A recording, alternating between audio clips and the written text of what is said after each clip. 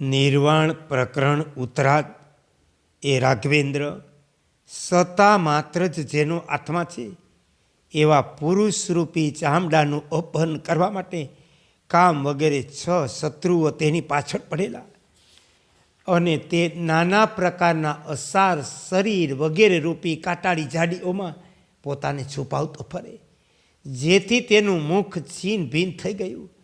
વાસના રૂપી વાયુથી પ્રેરાઈને ભવાટીમાં ભટકતો રહે.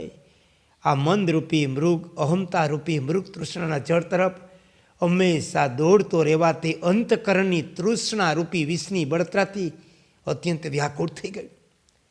અનેક ભોગોમાં એની રુચિ, તે જ કારણે દૂરના સ્થાનમાં ઉત્પન્ન થયેલા લીલા લીલા ઘાસરૂપી વિષય ભોગો માટે દોડતો રહેવાથી એનું શરીર જર્જરિત થઈ ગયું.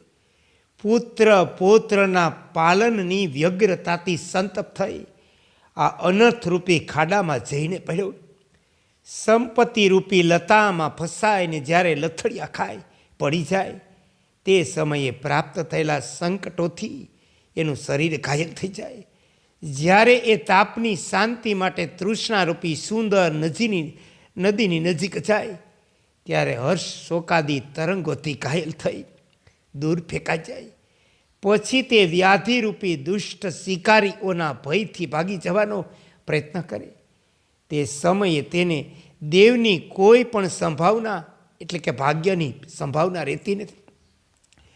તેથી તે જાણે શિકારી આવી પહોંચ્યો છે, આવા ભયથી પોતાના અહંકારને સંકોરીએ. એ રાજકુમાર, આ મનોમૃગ જ્ઞાનેન્દ્રિયોના આસ્વાદનના વિષયભૂત સ્થાનોથી ઉત્પન્ન દુઃખરૂપી બાણોથી ભયભીત, કામ ક્રોધ આદિ શત્રુઓના આક્રમણથી દુઃખી અને પથ્થરના પ્રહરની જેમ દુઃખોના અનુભવના સંસ્કારોથી યુક્ત છે.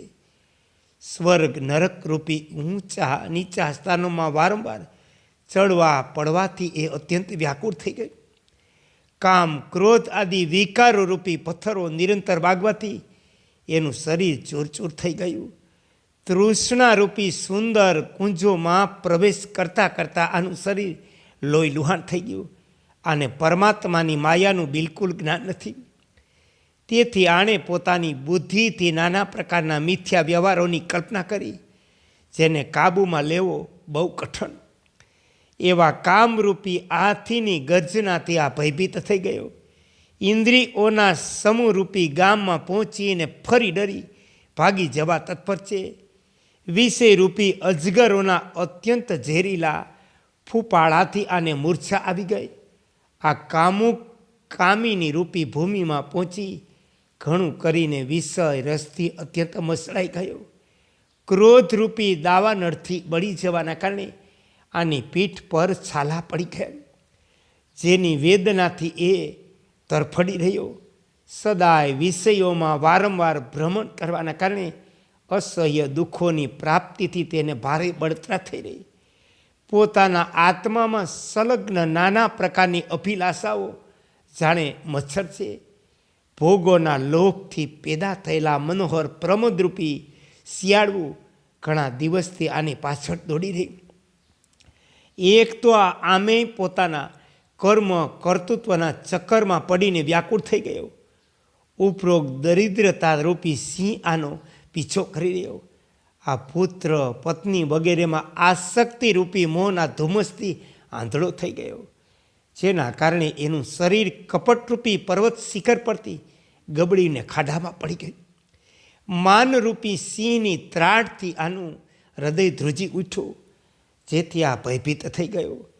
પ્રસિદ્ધ મૃત્યુરૂપી શિકારીના પ્રહાર કરવાથી સહેલાઈથી વીંધી નાખવા યોગ્ય દેખાય. નિર્જન વનમાં ગર્વરૂપી અજગર આને તુરંત ગળી જવા માટે તાકીને બેઠો. અનેકવિધ કામનાઓની સિદ્ધિના માટે આ જ્યાં ત્યાં પોતાની દીનતા પ્રગટ કરી રહ્યો. યુવાવસ્થારૂપી પ્રિયતમા પત્નીએ ક્ષણભર મિત્ર જેવું આલિંગન કરી આનો પરિત્યાગ કર્યો. તોફાની ઇન્દ્રિયોએ આને નરક વગેરે સ્થાનોમાં નાખ્યો. આ પ્રકારનો આ મનરૂપી મૃગ જ્યારે જન્મ જન્માંતરોના પુણ્યના ઉદયથી ક્યારેક સમ વગેરે સાધનથી યુક્ત થઈ આ ઉપર જણાવેલા સમાધિ વૃક્ષ નીચે આવી જાય ત્યારે તેને એવો વિશ્રામ સુખનો અનુભવ થાય જેવો ઠંડીથી ધ્રુજતા પ્રાણીને સૂર્યોદયથી થાય.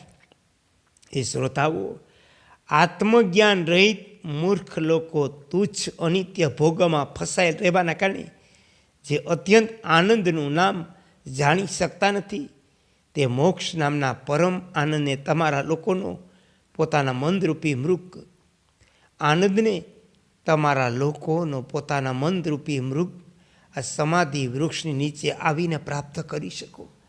ઓમ શ્રી યોગ વશિષ્ઠાય નમઃ.